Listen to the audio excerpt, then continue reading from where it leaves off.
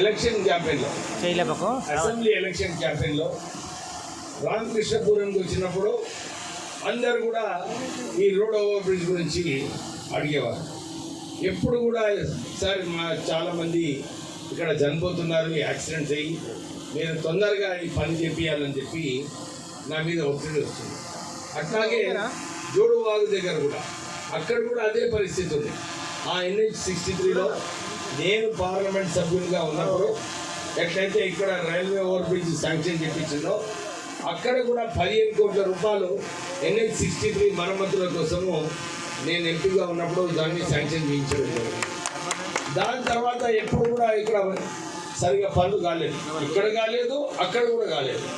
అక్కడ కూడా వంశీకృష్ణ గారు 1,80,00,000 రూపాయలు శాంక్షన్ చేయించి ఆ పని కూడా తొందరగా ముగించి అక్కడ ప్రజలకు ఇబ్బంది లేకుండా జోడువాగులు చేయించడం జరిగింది.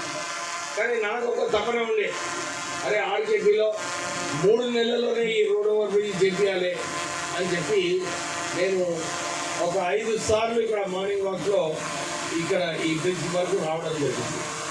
ఎప్పుడు కూడా డిఈ గారిని అడిగినప్పుడు సార్ అయిపోతుంది అన్నారు. రమేష్ గారు ఎక్కడున్నారు? రమేష్ గారు, ఎస్సీ గారు, రమేష్ గారు, ఎస్సీ గారిని చెప్పి వచ్చారు. రమేష్ గారు ఇక్కడనే ఉందిగా, ఎస్సీ గారు ఇక్కడ. ఎప్పుడు ఫాలో చేసినప్పుడు సార్ అవుతుంది అన్నారు. నాకు సంతోషం అనిపించలేదు, ఎందుకంటే ఎప్పుడు చూసినా పని అంతే ఉంటుండే. కాంట్రాక్టర్ ఏమో చాలా బిజీగా ఉండే ఎలక్షన్లలో అప్పుడు. సో వారికి కూడా సమయం లేకుండా ఏంటి రవీంద్రరావు ఉన్నాడా, ఆయన పని చేయాలంటే చాలా కష్టం పరిస్థితుల్లో ఉండే. కానీ నేను అక్కడ ఇంకా కొద్దిగా లోతుకు పోయినప్పుడు 3 సంవత్సరాల నుంచి ఒకటే అంశం పైన ఫైలు ఆర్టీఓ దగ్గర ఉంది. ఏమండే అంటే దీనిలో ల్యాండ్ అక్విజిషన్ అవసరం ఉండే, దీనికి నిధులు ఇచ్చి ఆ ల్యాండ్ తీసుకున్నప్పుడే పనులు అవుతాయని చెప్పి 4-5 సార్లు చక్కర కొట్టిన తర్వాత తెలవడం జరిగింది.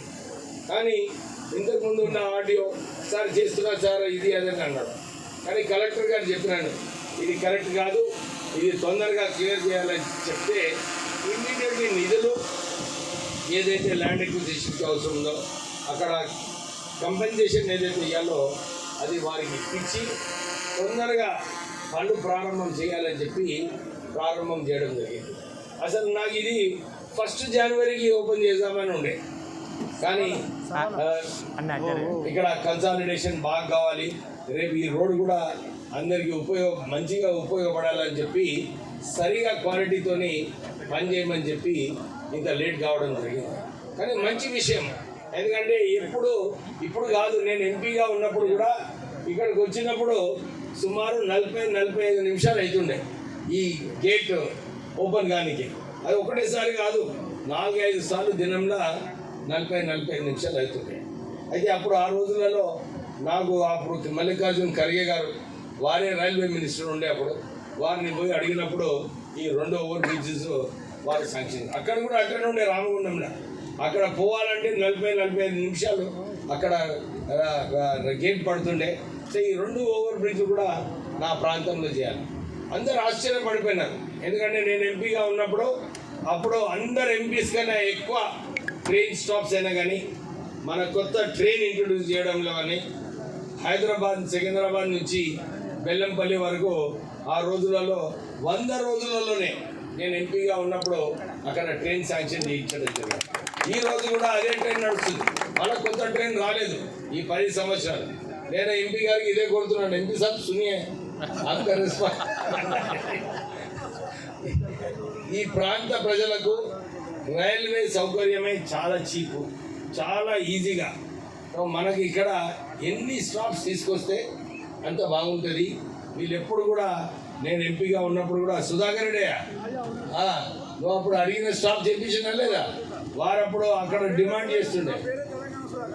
అయ్యో సో తెలంగాణ ఎక్స్ప్రెస్ కూడా అప్పుడు స్టాప్ చేపించమంటే మన ఆర్కేపీలో చేయించడం జరిగింది. అప్పుడు కళ్యాణ్ గారు ఇక్కడ కలెక్టర్ అయినారు. సో వారు అయినప్పుడు ఫస్ట్ నాకే ఫోన్ చేస్తారు, సార్ మీరు ఇన్ని రైల్వే స్టాప్స్ చేయించారు, అప్పుడు మాకు కొంచెం హెల్ప్ చేయండి సార్. ఇప్పుడు ఈసారి మీరు ఎంపీ కాదు కానీ అప్పుడు నేను అడ్వైజర్ ఉండి మీరు ఈ ప్రాంత ప్రజలకు మంచిగా ఉంటుందని చెప్పి వారు నాకు కోరటం జరిగింది. అయితే నేను వంశీ గారు కూడా మొన్న రైల్వే మినిస్టర్ గారితో కలిసినప్పుడు, ఎందుకంటే కోవిడ్ టైంలో అన్ని చోట్ల కూడా రైల్వే స్టాప్స్ అన్నీ కూడా తక్కువ చేసినారు. నేనైతే మేము రిక్వెస్ట్ చేసినప్పుడు లేదు మన భారతదేశం ముందుకు పోతుంది, మాకు ట్రైన్ స్పీడ్ పెంచాలి.